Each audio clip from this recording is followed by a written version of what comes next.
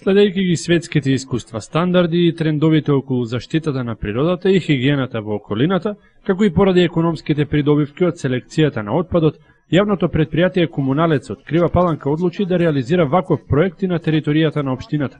Како дел од националната стратегија во однос на отпадот, неповиканата институција од градот се подготвува да презеде чекори во насока Крива Паланка да се вброј меѓу општините во Македонија кои што се ангажираат на овој план. Затоа одговорните во моментов работат на тоа да се тргне со пристап кој ќе биде најдобар и најефикасен. Пред се поставувајќи контейнери за селекција на отпадот, со што хартијата, стаклото и пластичните материи ќе бидат настрана од тоа што во основа е ѓубре и чие место е на депонијата. Токму младите преку обуките и досегашните акции се наангажирани во оваа насока, а кампањата во медиумите според првиот човек на јавното предпријатие Комуналец Томе Тодоровски треба да придонесе и за навика кај преостанатите граѓани на општина Крива Паланка.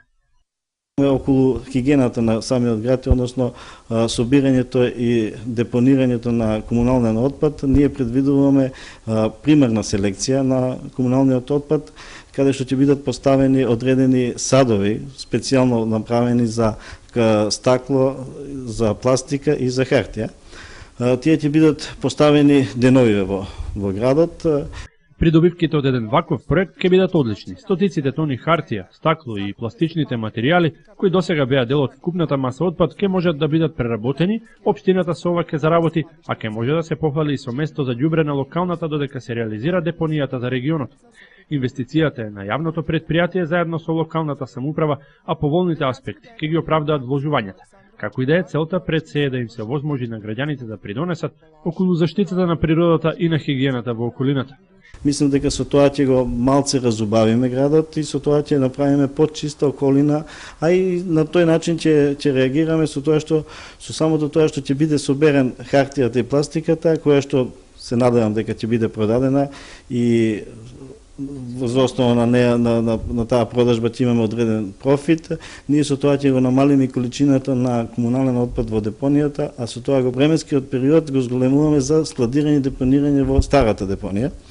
Со самото тоа се надеваме дека кога ќе ја наполниме нашата депонија во Крива Паланка, дека за тоа време ќе биде изградена и регионалната депонија која што е предвидена да биде во Куманово.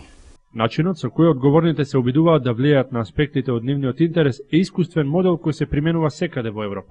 Еден од условите за влез во Европската Унија е и управувањето со отпадот и негово правилно третирање и заштита на животната средина. Со оглед на тоа што години наназад ништо не се работело на овој проблем или на селекција, во случајов се создаваат можности и комунална инфраструктура, граѓаните да ја почувствуваат културата на живење во делот на отпадот. Селектирањето на употребливите состојки на комуналниот отпад на местото на неговото создавање, примерна селекција, битно придонесува за квалитетот на урбаното живење.